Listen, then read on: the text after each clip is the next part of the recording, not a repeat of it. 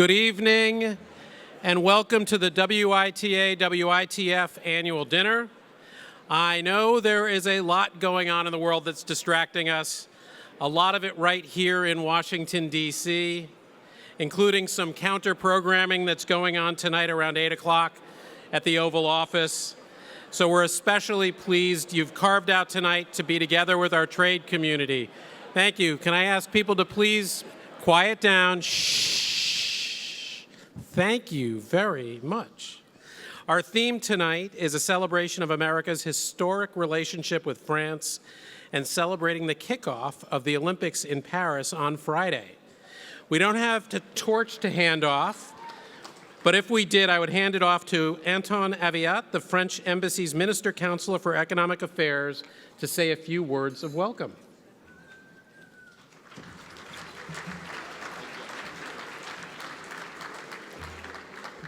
Thank you, Ken. Ladies and gentlemen, distinguished guests, on behalf of the Embassy of France, I would like to extend my gratitude to Washington International Trade Association for selecting France and the Olympics as the theme for this annual dinner. It is a real privilege to collaborate with an organization of such high caliber, renowned for its exceptional work in facilitating debates among a diverse array of key stakeholders and commentators from the US and around the world on subjects that often reach beyond trade policy. As France is now ready to host the Olympics, commencing on Friday, we find ourselves in a moment of both reflection and anticipation. The Olympics, a grand celebration of unity and excellence, is exemplary of the binding power of sports. Athletes from around the world converge in the spirit of competition and camaraderie, transcending borders and cultures to inspire collective pursuit of greatness. Similarly, the work that WITA undertakes in fostering informed and constructive policy debates possesses a unique binding power. In these times of uncertainty and at times confusion, the ability to rely on the diligence and expertise of organizations like WITA is invaluable. Your commitment to bringing together diverse voices and perspectives to address the complex issues of trade policy is not just commendable, but essential. It is through such rigorous and open dialogues that we can navigate the intricate landscape of international trade with clarity and foresight. The Olympics imply competition. They push athletes to surpass themselves. Similarly, trade implies a healthy competition among nations, spurring innovation and progress around the world. And in sports, as well as in trade, a healthy competition rests on fairness and the willingness of all to play by collectively agreed upon rules. Without those collective agreed upon rules, sport loses its binding power. And without trade rules, an organization like the WITA to spur the collective reflections we need to defend them or improve them, trade loses its power. As we embark on this evening's celebration and look forward to the coming days of Olympic grandeur in Paris, let us celebrate the enduring power of collaboration and dialogue. And let us recognize and applaud the unwavering dedication of WITA in advancing our understanding of trade and its profound impact on the global stage. Thank you once again for having us tonight, and thank you for your work and partnership.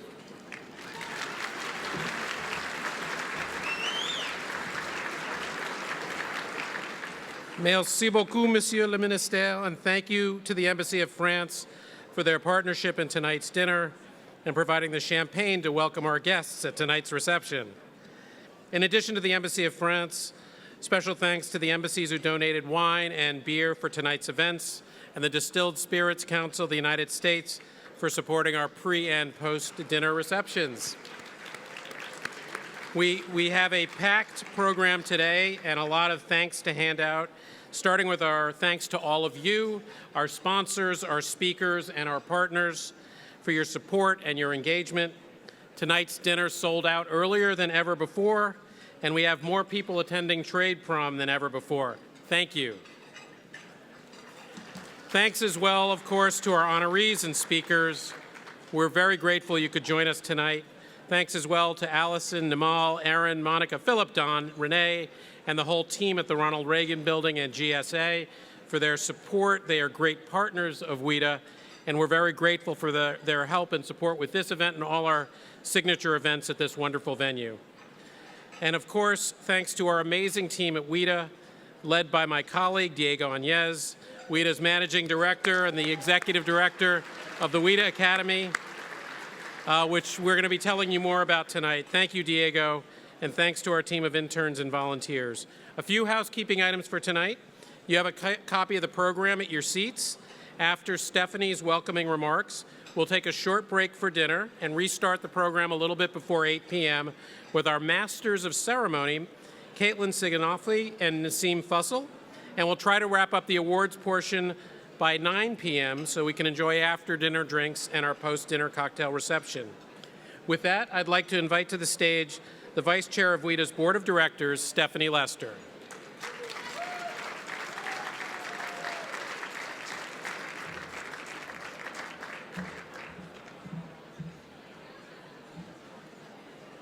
Thank you, Ken, and thank you to the Embassy of France and all of WITA's embassy partners whose contributions support tonight's dinner. I'm Stephanie Lester, Vice President of WITA. WITA continues to expand our national and global footprint. This year's dinner is the biggest yet. We were sold out by May, and over the last year, we have hosted over 4,000 attendees at our events, both online and in person. Our membership is now approaching 6,000 members, nearly double what it was 4 years ago. We are also excited by the response we're getting to the work of the WITA Academy. To tell that story, I ask you to turn your attention to the screens for a moment.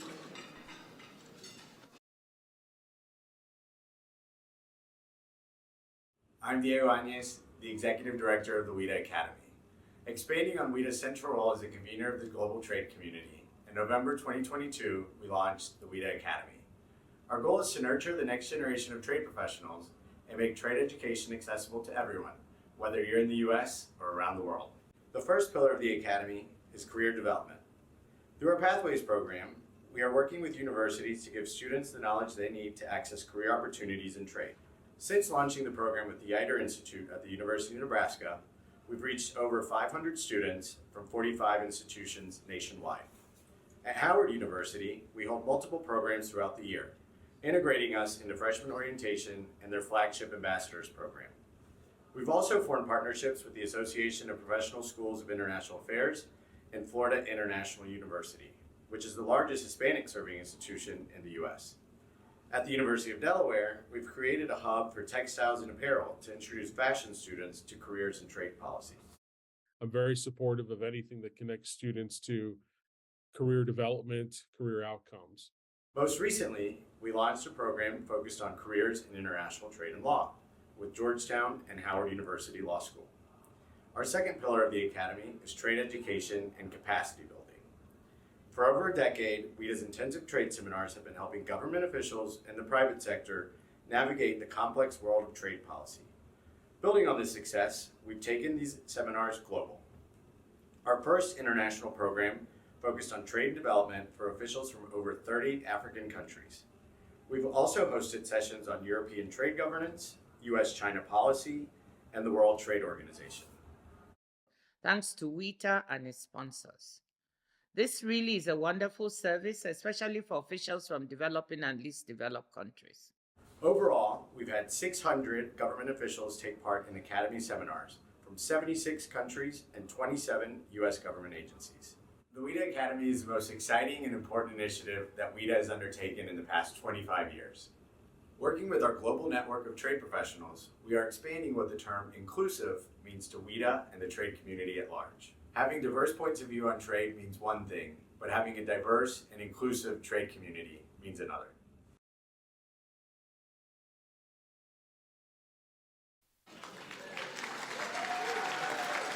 Thank you. We are excited about what this means for WITA and the trade community as we make education and career opportunities in trade accessible to communities across the United States and around the world. Many of you have taken part in career development seminars featured in that video. And thank you for sharing your stories with the next generation of trade leaders who will be here in the next 5 and 10 years. Some of you also serve as faculty on our intensive trade seminars, whose reach has grown exponentially in recent years. We will host WITA's first international trade reception and a panel discussion at the WTO Public Forum in September. If you are interested in learning more about that, please be sure to pull aside Ken, Diego, or any of the WITA board members. Congratulations to this evening's honorees, Senator Chris Coons and Congressman Darin LaHood. Both are committed to bringing people together across party lines to advance the interests of America and global trade. We're also pleased to welcome our other congressional guests, Congresswoman Carol Miller and Congressman Lloyd Smucker, and also a special thanks to Congressman Earl Blumenauer, who is retiring later this year, and we will hear from him later this evening. Welcome as well to former Senator and USTR Rob Portman and former Ways and Means Chair Kevin Brady. They will all be sharing the stage this evening. Special thanks to Ted Austell, our foundation president and dinner chair, and to my fellow dinner committee partners, Sarah Thorne, Bill Lane, Selena Jackson, and Ken and Diego, as well as to the entire WITA and foundation boards. Nothing would be possible at WITA without the creative and dynamic leadership of Ken, WITA's CEO, and Diego Añez as WITA's managing director and executive director of the WITA Academy. Also, shout out to the amazing great work of WITA's program associate, Maya Ghazi. The dinner tonight would not be possible without our volunteer team and the WITA interns and fellows. They are manning the registration desks, and you see all their names and the schools they attend up on the screen. Please stop by the registration desks at some point this evening and just give them thanks for all their hard work to make tonight happen. We now invite you to enjoy your dinner around 8 o'clock. Our co-masters of ceremonies, Nassim Fussell and Caitlin Signofi, will come and take the stage and continue the festivities. Enjoy your dinner.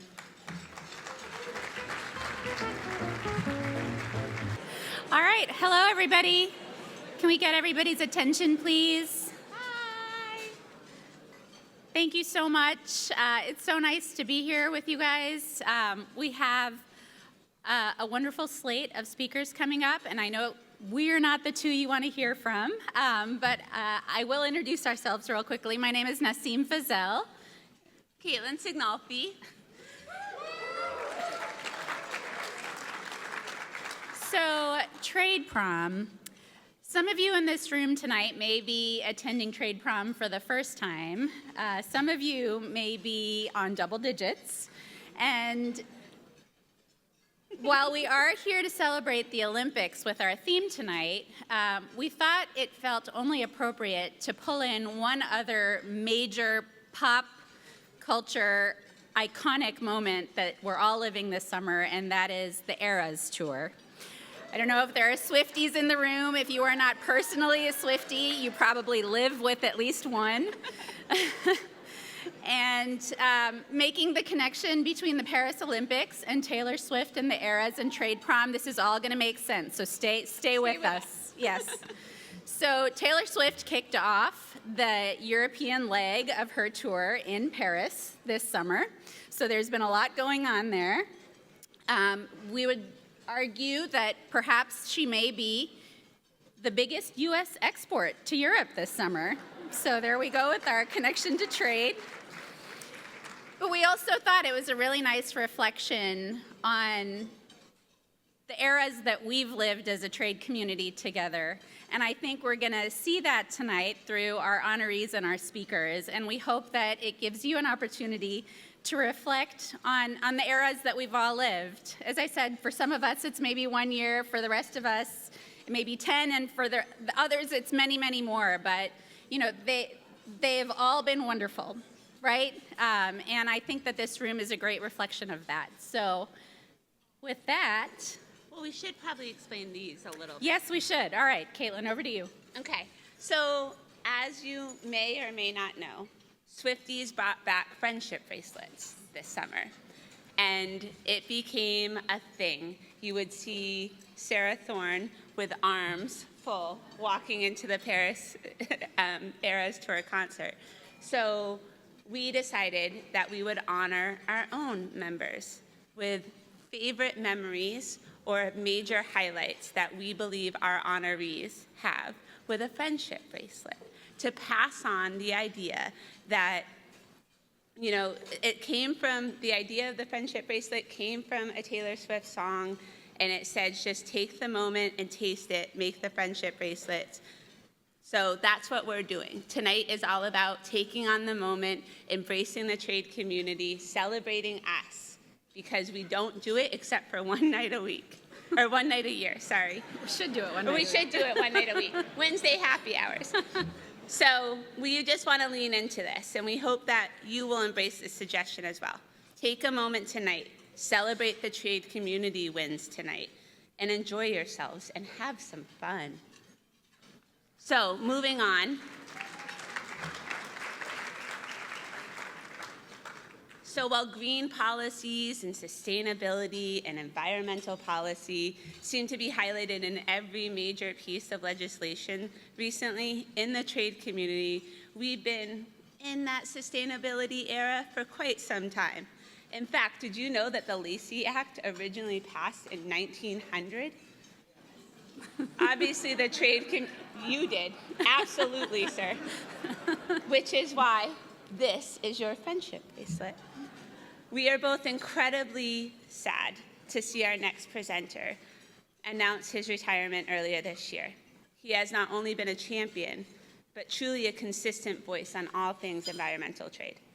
He led the effort to amend the Lacey Act in 2008 and has worked with me and my industry to ensure a robust environmental chapter in USMCA. Really, Mr. Blumenauer is like the Paris Olympics themselves. Right from the bidding stage, Paris made it clear that this summer's games were going to be focused on fewer resources, creatively using already existing infrastructure, and ensuring that what they do build can be used long into the future. So thank you, Representative Blumenauer, for everything you have done for us as individual staffers when we were both on Ways and Means, and for our community as a whole. You will be missed. Let me take this off.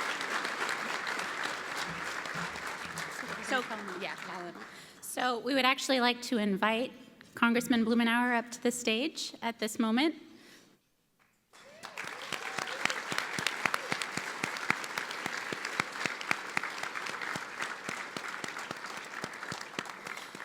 Now, before we hand you the microphone, we are going to offer you our sign of friendship with our very own Trade Prom Eras Tour friendship bracelet, celebrating your contributions to trade.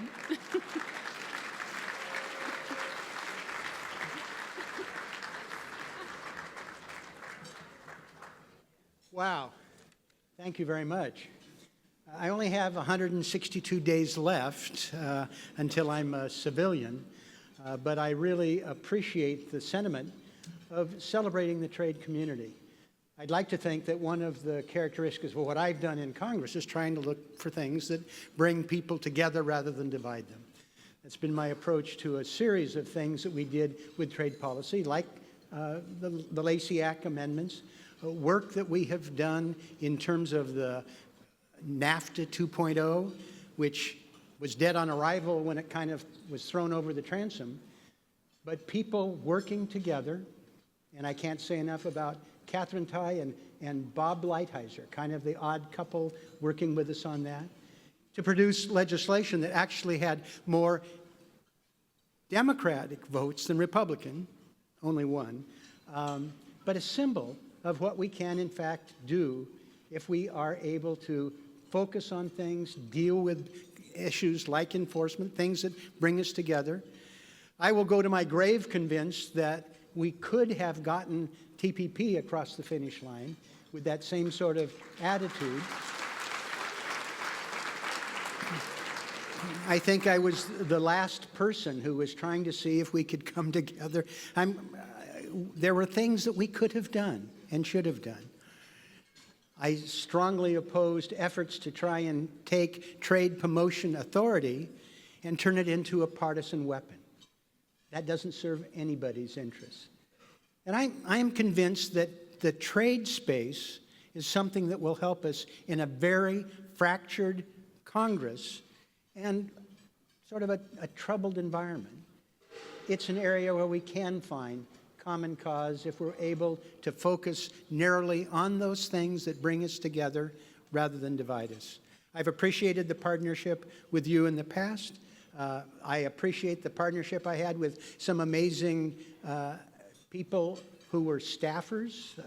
I think David Skillman is here, Angela, Catherine Tai.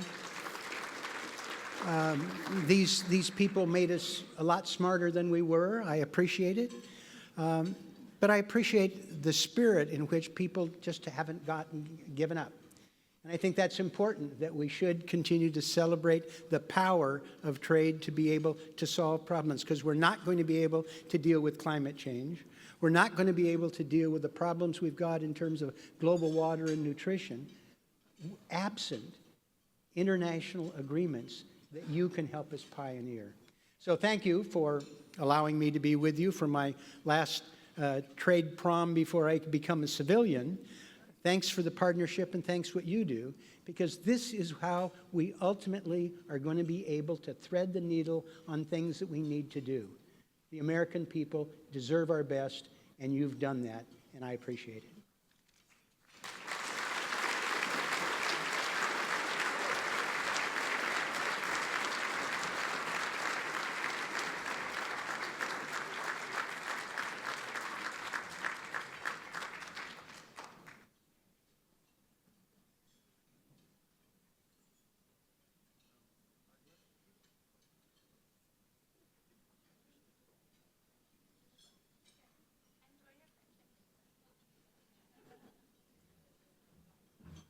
We're back.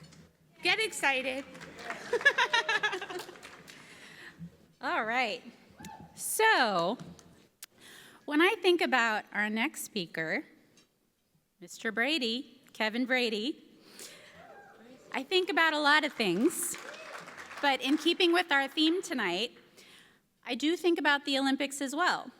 And when I think about Mr. Brady and the Olympics, I think about baseball. Much like baseball is missing from the Olympics this summer, Mr. Brady will always be missed as a very active and dear member of the trade community, at least on the Hill. So it is rumored, however, that baseball may be making a return to the Olympics in the near future. So we'll see if Mr. Brady decides to make a return. I know that many people in this room would love to see that. Kevin Brady served in Congress for 26 years. During that time, he was an all-around workhorse for trade and economic policy. In 2005, Brady was a chief supporter of the Dominican Republic Central America Free Trade Agreement, working with the Bush administration to secure passage. In 2011, Brady also voted for free trade agreements with South Korea, Colombia, and Panama.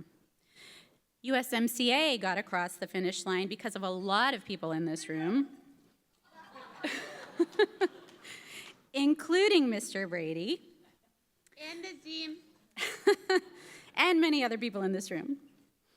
As former chair of the House Ways and Means Committee, Joint Economic Committee, and the Joint Committee on Taxation, talk about a man whose entire career on Capitol Hill was focused on the team and getting the job done, and doing what's right for our nation. Thank you, Mr. Brady, for inserting the baseball spirit into trade policy. We have a bracelet for you as well. Mr. Brady, if you can come up to the stage, we would love to present you with your bracelet.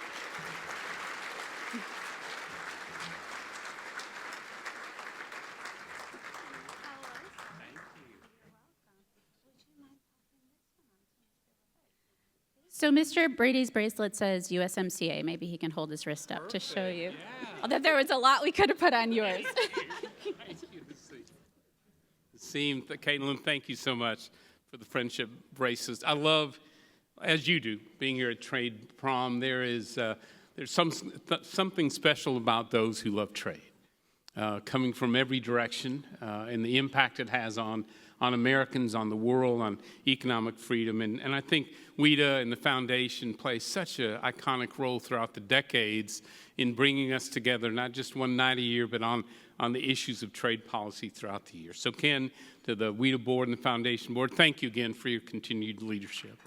Yeah, it is really so super.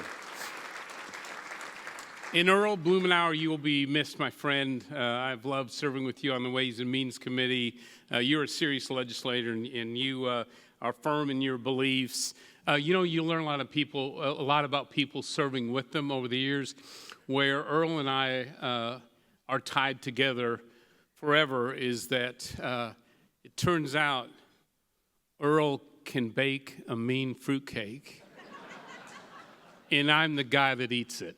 Let me just tell you, don't tell anyone we love fruitcake, but yeah, every holiday season I could count on a visit, and that snack lasted about half an hour, at our house. So Earl, thank you for your leadership throughout the years. I'm really out. Thank you. It's great, too, to see our old Ways and Means friend, Senator and Ambassador Rob Portman. And congratulations to Senator Coons for your leadership as well. Rob, you are such a dear friend. So whether in politics or entertainment, will it play in Peoria has long been a proxy for whether a product or a person will appeal to hardworking middle-class Americans. The belief is if it is successful there, it can succeed anywhere. Well, our honoree, our friend Darin LaHood, is a proud son of Peoria. He was born and raised in a congressional district that thrives because of international trade. It's home to leading U.S. companies in agriculture that creates jobs, increased paychecks, opportunities for American workers all throughout our country. And going with this Olympic theme, I think I should probably share with you as well, our honoree secretly hopes to be named the head coach of the U.S. soccer team. And don't deny it, Darin. But from his very first days in Congress, and certainly on the Ways and Means Committee, Darin just dove into trade policy, understanding it's not enough to merely buy American, we need to sell American to every corner of the world. He's been an outspoken champion for tearing down trade barriers and leveling the playing field for American workers and farmers, and whether it's in the customer-rich Asia-Pacific, Europe, or with our valued USMCA partners. He knows America has to lead in a bipartisan way the world on trade, and he knows we can't afford to sit on the sidelines as our foreign competitors aggressively craft trade agreements that advantage their workers over ours. He's a guardian of American interests here and at the WTO, whether it's intellectual property or e-commerce, and he insists on full and equal enforcement of our trade agreements. What makes him special is that he never shies away from complex or sensitive issues, leading on so many of these, including the charge to incorporate digital trade standards for our GSP-eligible countries. He and our beloved colleague, Jackie Walorski, were champions in insisting on a workable 301 exclusion process to ensure that innocent U.S. businesses and their workers aren't punished by overbroad tariffs. Our honoree never seeks the headlines, but in the trade world, we know what his contributions are. And I think we are all so impressed with his behind-the-scenes leadership at the China Select Committee to educate lawmakers on America's complex trade relationship with China so that their policy recommendations are targeted and thoughtful. I had the honor to serve on the Ways and Means Committee with Darin, and I know firsthand he is really what you hope for in an elected leader. He is smart, he is substantive, he is hardworking, and he is a statesman. So I am extremely proud to present the WITA Congressional Leadership Award for 2024 to our friend and our trade champion, the Honorable Darin LaHood.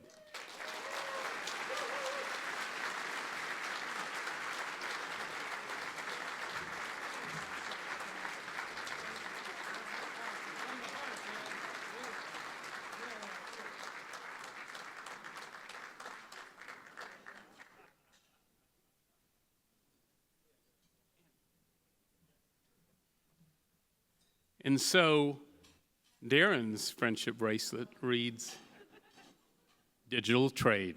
Here you go. Thank you, Kevin. Thank you.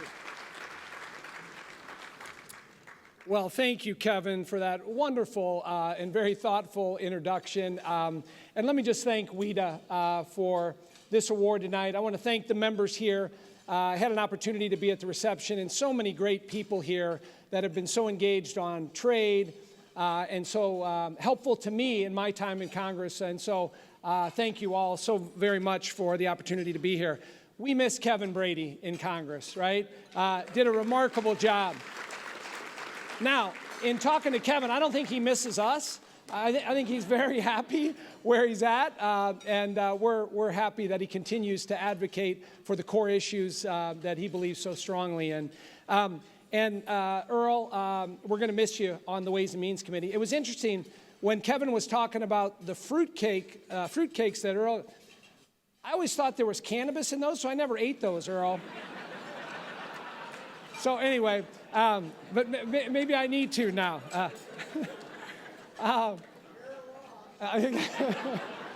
Exactly. But anyway, thank you so much for the opportunity to be here tonight in this award. I also want to acknowledge Senator Chris Coons on an awardee tonight. It's an honor to be sharing this award with him tonight. He is a statesman and somebody that we need more of in the U.S. Senate. I had the opportunity to travel with Chris earlier this year in Europe and think the world of him, and glad he's being honored tonight. It's an honor to receive the Congressional Leadership Award this evening, recognizing our work during my time in Congress to advocate for robust, free, and fair trade throughout the world. As many of you know, I am proud to serve as the representative for the 16th Congressional District. Kevin mentioned Peoria. Most of my district is rural, includes central and northwestern Illinois. It's a large agricultural district and manufacturing. I border Iowa and Wisconsin to the north, and I have portions of the Mississippi and Illinois River that run through my district. My district also has a rich political history. It's home to the congressional district of Abraham Lincoln. Ulysses S. Grant lived there for a long time after the Civil War. And of course, Ronald Reagan was born in my district. So that's not a lot to live up to as a Republican coming from the 16th Congressional District. But all of those presidents understood the importance of promoting our democratic values and the role of U.S. leadership around the world. Trade plays a vitally important role in the lives of my constituents, who rely heavily on exports of corn, soybeans, tractors, excavators, and mining equipment, as well as a vibrant inland waterway system to get our products transported around the globe to markets and customers. Without opportunities for free trade, many of our businesses in central and northern Illinois and our local economy would be negatively impacted. Throughout my time in Congress, I have consistently worked to push for more market access for our farmers, manufacturers, and small businesses who depend on the opening of new markets and commercial opportunities to remain competitive in an ever-evolving global economy. I was proud to work alongside Kevin Brady and others to shape the negotiations and secure overwhelmingly bipartisan congressional approval of USMCA, one of the most consequential things we did during the previous administration. Modernizing NAFTA and bringing it into the 21st century, especially within the digital trade chapter, was a win for our economy, leveling the playing field and increasing our competitiveness. While views around trade policy have certainly evolved on both sides of the aisle over my time in Congress, I think it is still imperative to view trade as an important mechanism to support our economic interest and national security interest around the globe. Like many in this room, I care deeply about the need for a substantive trade agenda and remain concerned about the future of a robust trade policy that keep our businesses and workers competitive. We must look closely at how our trade and economic policies are viewed abroad by both our partners and allies and our adversaries. I've been disappointed in recent years that we have failed to renew and utilize many of our trade tools, and what I see as working in a less substantive way with our like-minded allies. As a member of the Ways and Means Committee, Trade Subcommittee, and the co-chair of the Digital Trade Caucus, I believe our work to advance substantive, forward-looking trade policy is critical now more than ever. The U.S. must utilize new trade agreements, enforce current trade agreements, reauthorize programs including GSP, MTB, focus on reforms to the WTO and other multinational institutions. We can clap for that, yeah. And we need to put a strong emphasis on leading and setting digital trade policy as tools to further our global agenda to push back against malign activities of our non-market economies. We cannot retreat as a global leader. This will only embolden our adversaries in Beijing, Tehran, and Moscow. I also serve on the House Intelligence Committee and the Select Committee on China. I believe the biggest challenge that the United States faces is the evolving relationship with China. And I give a lot of credit to Kevin McCarthy at the time putting together the Select Committee on China in a bipartisan way. We had over 100 Democrats that supported the creation of it. And it is maybe the most bipartisan thing we'll do this Congress. We need to take a hard look at the many policy concerns regarding U.S.-China relations and the growing implications of our economy and national security.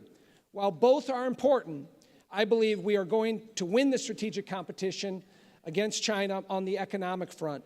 And a strong trade policy will help to accomplish that. The United States can and should work with our partners and allies to push back on the challenges that we see from the Belt and Road Initiative, the Digital Silk Road, and the digital manipulation and IP theft from China. We must also address the distortion of our global multinational institutions and find ways to promote the United States as the best choice for countries seeking markets and opportunities for global investment. Our like-minded allies in the Indo-Pacific region are craving our American leadership on trade. And if the United States fails to lead, China is ready to step in and further its authoritarian agenda. As we look at the remainder of this Congress and the next, I am committed to continuing to work together on trade with members on both sides of the aisle on the Ways and Means Committee to make our country stronger and more competitive. And as I think about our Olympic theme tonight, we need to go for the gold when it comes to trade, this Congress and next Congress.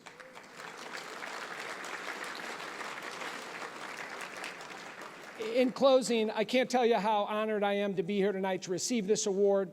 I want to thank everybody here tonight for your attendance. I want to thank WITA for the work they continue to do and presenting me with this award. And I look forward to continuing to work with all of you. Thank you very much.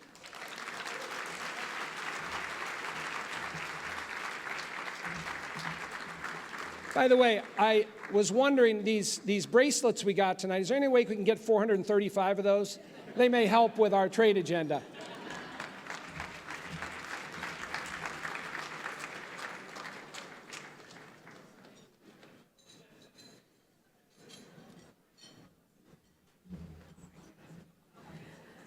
All right, so transitioning to our next speaker, bicycles come to mind. And now you may be thinking, Mr. Blumenauer already spoke, so why are bicycles just now coming to mind? Well, that is because our next speaker is an avid cyclist, and as he will maybe tell you himself tonight, he has found bicycles to be a great metaphor in his work in trade policy, and I would be remiss if I didn't start off our comments about him with a small mention of the bicycles. I will say, though, that your bracelet says something else. I'm going to hand it over to Kate to tell you a little bit more about Mr. Portman. Thank you, Nazim. I did not know that Senator Portman was an avid cyclist. So when I thought about Senator Portman and the Olympics, I immediately went to LeBron James. They've both played for various teams, Senate, House, OMB, USTR. They both had challenges, but also had some big wins. And they're both kind of Ohio royalty.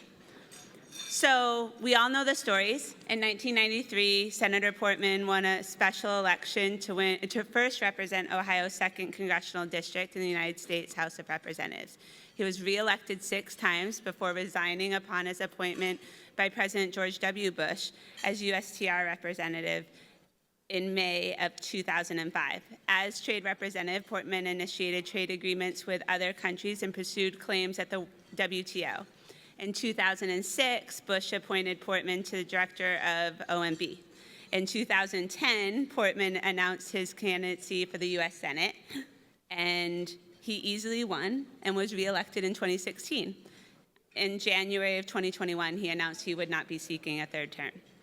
Well, LeBron James is a four-time NBA champion, four-time MVP, four-time NBA Finals MVP, an NBA career scoring leader, and winner of 2 Olympic golds. One in 2008 in Beijing and one in 2012 in London. No big deal that LeBron is trying to win Olympic medals 20 years apart. He won his first bronze at the 2004 Games in Athens. So, as we all know, that LeBron will also probably be LeBron. He has, for decades, played a wide variety of roles in Team USA. He will start at power forward. You can tell I'm a basketball mom. And will spend time running the point and guarding opposing wings, forwards, and even centers. So, you see this too, right? Portman, LeBron, Portman, LeBron. Well, Senator Portman, we are really excited to invite you up here.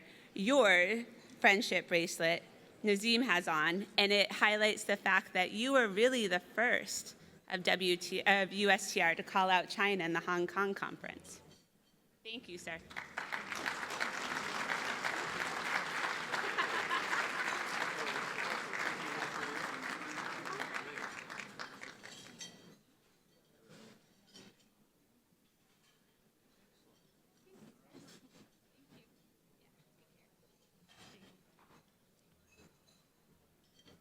Well, Kate and Nassim, thank you very much. Yeah, Earl probably thought he should have gotten the bicycle reference, but, you know, I didn't know that I was going to be talking about bicycles, but just for a moment, when you become U.S. Trade Representative, the Secret Service gives you a code name. And it's a very secret code name that I'm not allowed to talk about, but I will to this crowd, just because you're so special. And it was a long time ago. But they gave me the name of Peddler. And they thought that was very cute because it had a double meaning, you know, that I was peddling a bicycle and peddling American goods abroad. So, perfect. Who says the Secret Service isn't imaginative and creative? But thank you all for allowing me to be here tonight. This is a great honor, and particularly I want to thank Ken Levinson for asking me to be his date to the prom. You know, when you're a former senator, you don't get asked often. In fact, last year I was not asked to come to the prom. Kind of hurt my feelings. I didn't make the cut, apparently. So this year I went to Sam Malopoulos, my former trade counsel, who's here tonight. And thank you. Thank you. Sam, come on. And I said, Sam, can you sneak me in? He said, RP, I thought you believe in a rules-based system. And that's against the rules. So I taught him too well. Last weekend I was at a conference and a guy came up to me and said, Senator, great to see you. Thank you for your service. And I humbly nodded and said, you know, my honor. And he said, by the way, Senator Frist, what are you up to these days? I mumbled something about working really hard in heart transplants and just sort of kept moving. At least he didn't confuse me for Bernie Sanders or Chuck Grassley. Although I shouldn't have said that. With regard to Chuck Grassley, I would really appreciate if somebody tonight would go see Chuck Grassley and tell him that I said that I would have loved to have been confused for Chuck Grassley. He may be the next chairman, you know. I got to be sure and stay on good terms with him. But look, it's great to be here, and it's really special to be here with Earl, and congratulations, Earl, on what was said earlier about your good service, and my buddy Kevin Brady, with whom I've worked on so many trade issues, tax issues, and otherwise. We're sort of a traveling roadshow. We go around now and talk about some of these issues, but he's greatly missed, I know. And Team LaHood, you know, I have had the opportunity to work with Darin's dad and work with him, and he is a star, as we just saw here tonight, and will continue to be one of our great leaders on trade. It's also, of course, my great honor to be able to play a role in presenting tonight's award to my buddy Chris Coons, who was actually confused for Chancellor Olaf Scholz tonight. Come on, that should get something better than that. So it doesn't just happen to me. I just wanted you to know that. So Chris is not only a great friend, we're collaborators and have been on a number of legislative projects over the years, and most importantly, he's a very thoughtful and has been a courageous voice on trade. He understands the importance of expanding exports, having trade that is both good for American workers and farmers and ranchers, but also good for the developing world. There is nobody who's more committed to Africa, as an example, than Chris Coons in the United States Congress.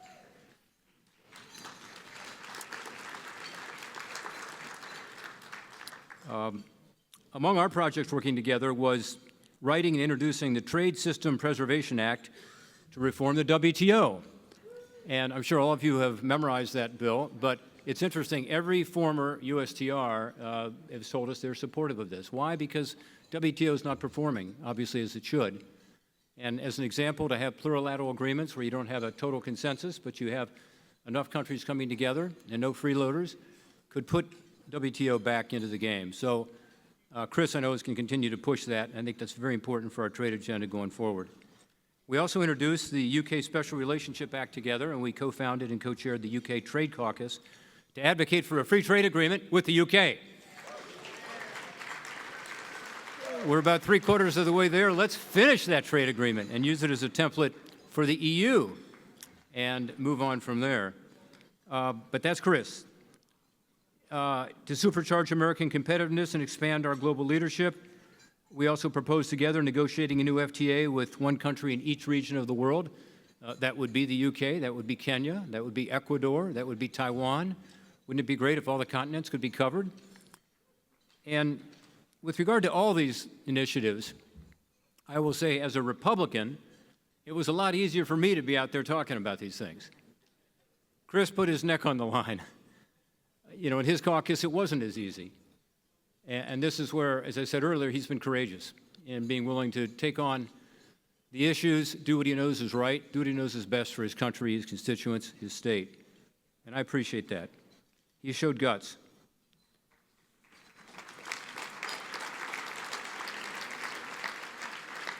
I think what Chris may talk about a little bit is that in particular he knows that trade across borders in the developing world has been incredibly helpful and contributed to lifting about 1 billion people out of poverty. And ultimately, that's one reason we're all here tonight, right? We believe in trade.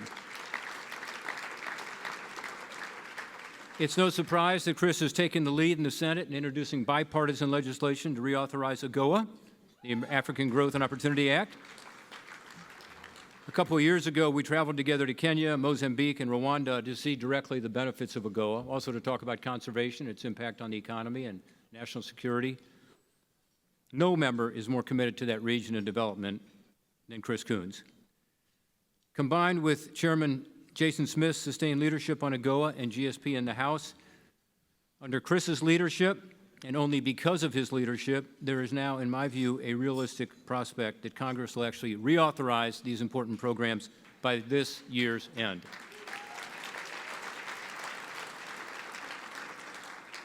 That deserves more applause. AGOA GSP this year.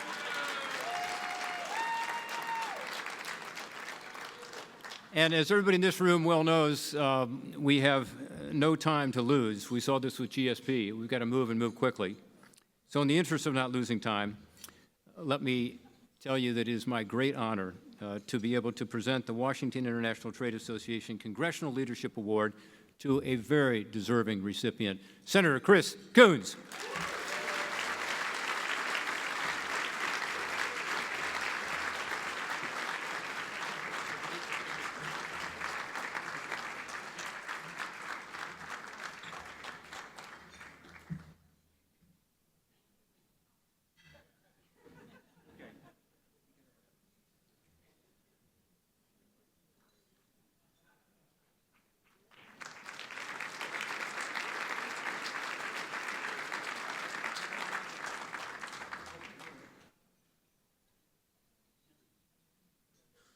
Okay.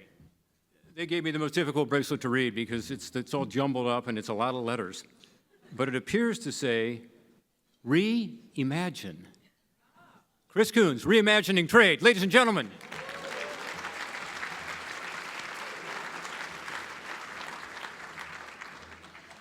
Guten Abend. I think Rob misread this. I think it actually said Guten Abend.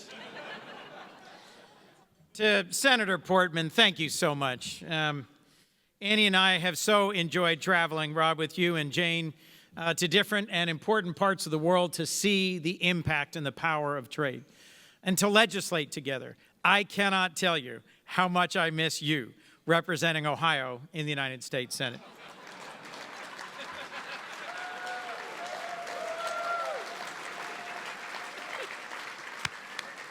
And if, heaven forbid, the seat should come open, I hope you'll run again. Rob allowed me to be his partner in a number of bills he didn't mention, but that were really his bills. Reauthorization of debt for nature swap, for example, a great idea that you led early on. Reauthorization of a bill to help protect endangered wildlife. We did so much together, and my favorite, Stop Taxing Death and Disability, a bill whose name explains its purpose, and in fact passed unanimously. So could you give Rob Portman another round of applause for being an incredible advocate on trade? And look, if you're going to take a position that is a challenge for many in your caucus, it goes so much easier when you've got a positive and strong and capable partner to legislate with. So you know there's a reason to roll up your sleeves and get involved and to get to work. To Ken Levinson of the WITA, CEO of WITA, and to the entire WITA board, to everybody who helps make this annual event happen, thank you. I am just sorry I missed the champagne fountain. This doesn't remind me at all of my prom. My prom didn't have a Paris theme. My prom was not on the eve of the Olympics, and my prom did not have a champagne fountain. I think it had a Rolling Rock fountain, if I remember correctly. And I love the Olympics theme, thank you. I am the co-chair of the French caucus, believe it or not, with John Bozeman. And I was excited to see this place decked out in not red, white, and blue, but blue, white, and red, uncharacteristically. To Congressman Earl Blumenauer, a great friend and colleague, and to former Chairman Congressman Kevin Brady, and to Congressman Darin LaHood, thank you for your service, for your work ethic, for your partnership. Darin, I love the fact that you literally wrote the book on bipartisanship, having had the chance to know and work with your father, having family ties in your district. I have grandparents from several different places in Darin's district. I am so grateful that you've been a champion, and in particular, an effective champion for digital trade. And I want to thank, you could give, please, my colleagues a round of applause. One of the questions is, why be excited about trade? Where does this passion or energy for trade come from any of us? Any of you or any of us who serve in the Senate or in the House? In my state, I actually think it's easy, because I grew up in a coastal state that was founded by trade between Europe and North America and the Caribbean, where there was a huge amount of early investment in building industries that then ended up powering my community. From chemicals manufactured by DuPont and Hercules to cars made by Chevrolet and General Motors to chickens, chickens, chickens, chickens. I grew up in a community where virtually every job in my town and in my state was connected to trade. And then, as you heard from Rob, as a young man, I had the chance to live in Africa, and as a young senator, to chair the Africa subcommittee, to travel with Johnny Isaacson to a dozen countries on the continent and see the transformational power of trade. I also spent 8 years as in-house counsel for a global manufacturing company and got to see how that both helped our company at home in the United States and our trading partners around the world. And today, my state continues to be trade dependent and trade engaged. We're more engaged in the products and materials and services of the 21st century, but we're still selling more chicken than there are people in Delaware. Trade policy really is at a crossroads, and we need a new generation of champions in Congress. And I won't repeat most of what Congressman LaHood said, which I agree with. It's striking that USMCA, one of the least heralded accomplishments of the Trump administration in partnership with Speaker Pelosi and other leaders in Congress, passed with 89 votes in the Senate, showing broad bipartisan enthusiasm for updating and modernizing a rules-based trading system, something that could push back on unfair Chinese competition, that could strengthen the ties in North America, and could modernize chapters that have to do with IP and digital and other issues for this century. Of course, the critiques of the American trade system that led to a lot of the populism of the moment were well-founded. There are far too many towns across the Midwest and the heartland of our country that emptied out as trade accelerated and advanced. And there are too many countries that took advantage of the rules-based system by breaking the rules and stealing American IP or taking advantage of lower standards to dump products into our country. But I still think trade remains the most important tool for us to promote and export our values, to strengthen our soft power relationships with countries around the world, to strengthen and elevate American families and communities, if we can just modernize it, fix it, and make it work right. I believe in an open, rules-based global trading system, and I think today it's more important than ever. We can't afford to sit on the sidelines and watch others set the rules and dominate the terms of trade of this century. As our president has said just a few moments ago, there is every reason to be more optimistic about America today than ever. There's no country on earth that wouldn't trade places with us, that wouldn't want our innovation, our creativity, our natural resources, our universities, our productivity, our manufacturing. The only thing that holds us back is our political division. So if we can find a way to come together, to chart a new course on what should bring us together, a bipartisan consensus on trade for the 21st century, there's literally nothing that can hold us back.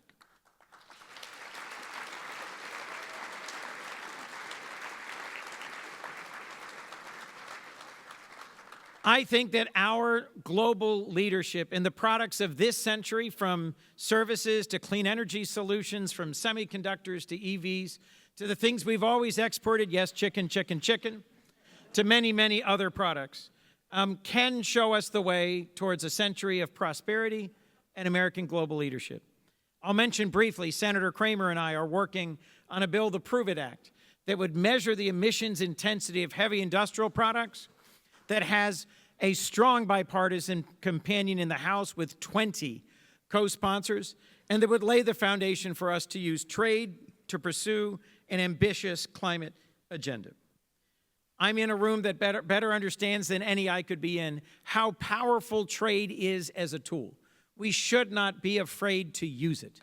It is one of the most powerful tools in the American toolkit, and we shouldn't hesitate in the global contest of ideas, of energy, and of power to recognize that we have the opportunity to lead on the global stage this century. There isn't a go. You can give a round of applause for that if you'd like.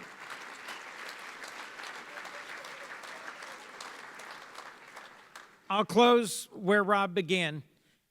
I am passionate about Africa. I am passionate about the opportunities across the continent of Africa. 54 countries that have some of the fastest growing economies on earth, the youngest population of any continent, and enormous human and natural resources. AGOA was one of the last bills signed into law by President Clinton. And we've got the opportunity, if we act now, to reauthorize it, modernize it, and extend it.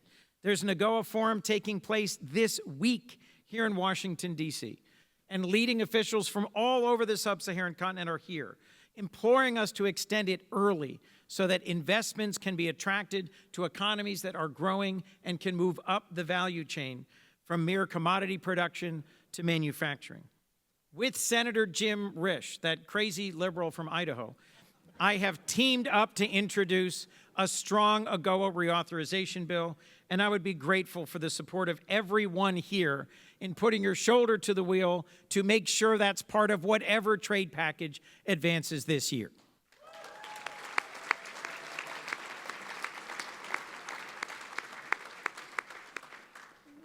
So knowing that I'm the last thing between you and a fabulous reception, let me simply thank Sam DuPont, who helps lead economic policy on my team. Please give Sam a round of applause if you would.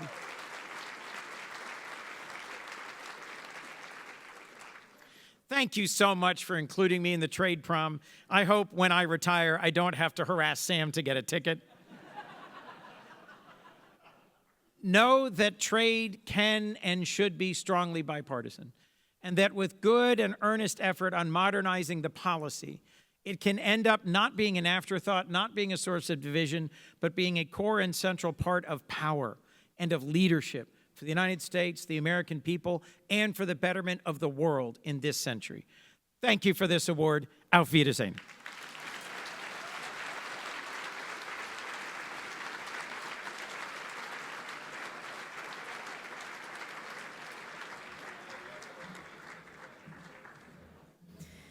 Congratulations, Senator Coons, and thank you for making so clear to everybody in this room why your bracelet said reimagine.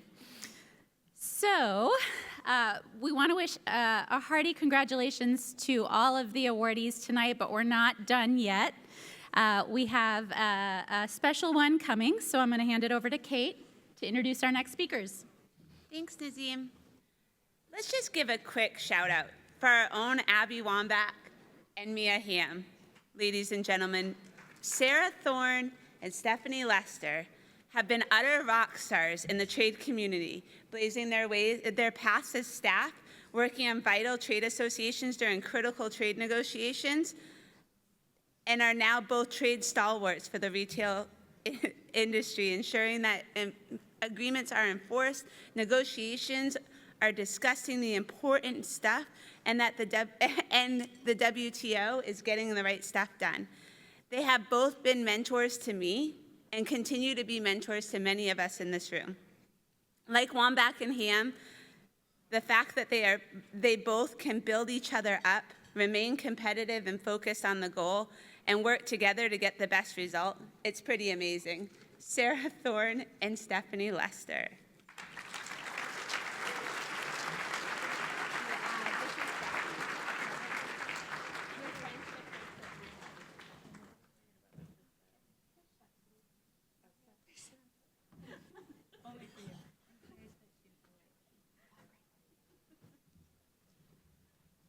I was a little worried what my friendship bracelet would say. Unfortunately, it says fish subsidies. So For those who know me, mine says yarn forward.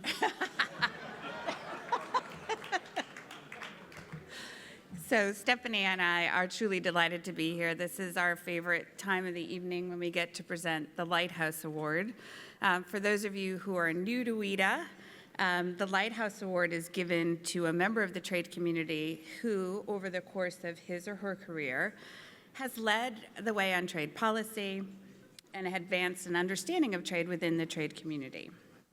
We call it the Lighthouse Award because the recipients really reflect a vision of a lighthouse. They are beacons of light, both to warn and guide trade practitioners. They also provide hope and security during stormy weather. All of our past recipients embody these characteristics. They have come from the press, the Hill, the administration, think tanks, and the business community. They have distinguished themselves because of their commitment to trade, their character, and their ability to navigate rough waters to guide trade policy toward a place of hope and security.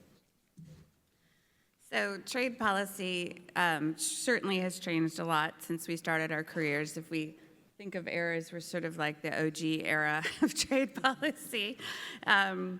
When we started, we were talking really about agreements and tariffs, and now we're talking about everything from sanctions and quotas and environmental and social regulations and tech policy and conflict and investment restrictions, and it's truly exhausting to keep track. But fortunately, We do have help from practitioners who can keep us informed of the latest changes and often help us to distill really complex issues into really digestible narratives. That's right.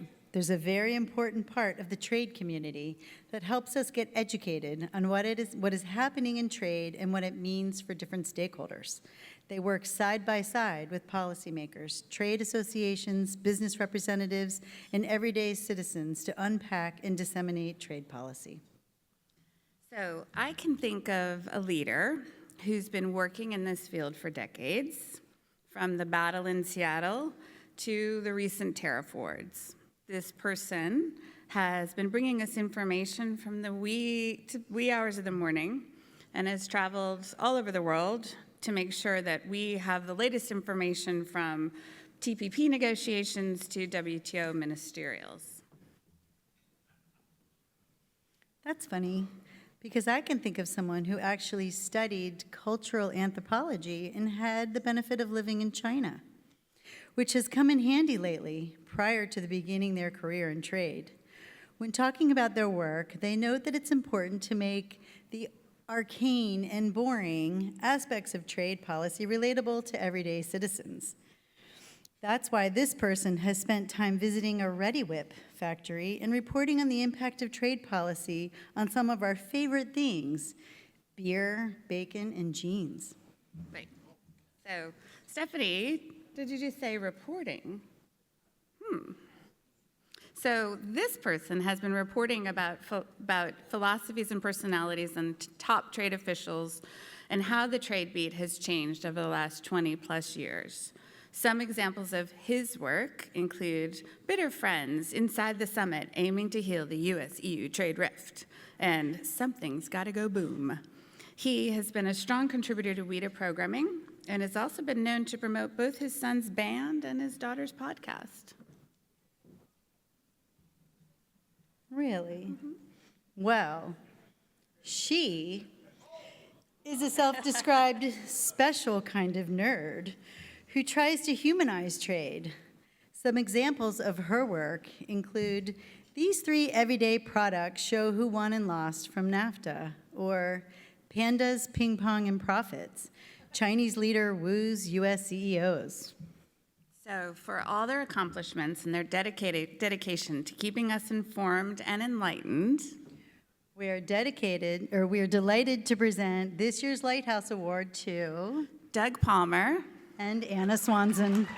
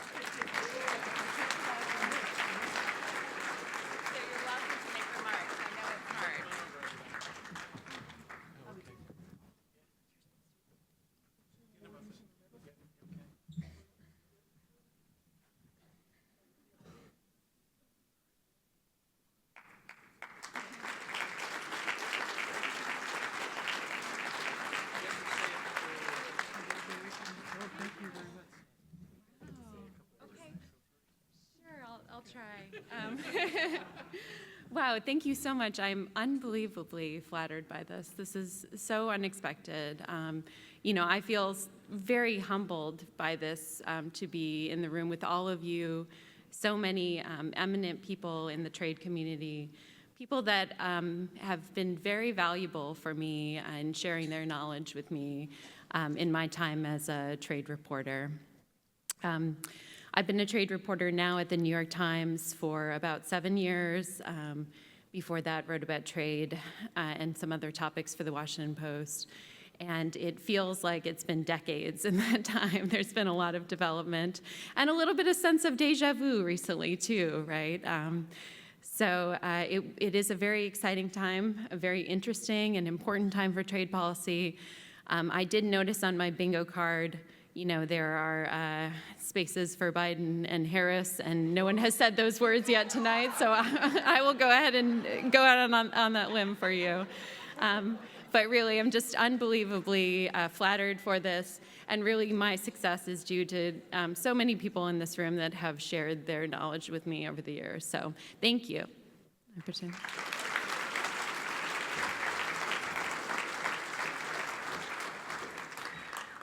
Well, thanks very much for this award. Sometimes people think that since I write for a living, that I'm good with words and good at, and good at speaking, and that's not necessarily the case. But I am very humbled and honored to receive this award. It feels somewhat ironic because I feel like I learned so much about trade just from going to WITA events and listening to WITA webcasts, especially during the pandemic when it seemed like they had one every week. And when I think about some of the past honorees, Jutta Hennig and Everett Eisenstadt, Angela Ellard, these are all people that I learned about trade from. So to kind of be in the same category with them feels rewarding. So I just appreciate it very much, and thank you everyone who has returned my emails or my phone calls over the years. I couldn't do it without you. Thank you.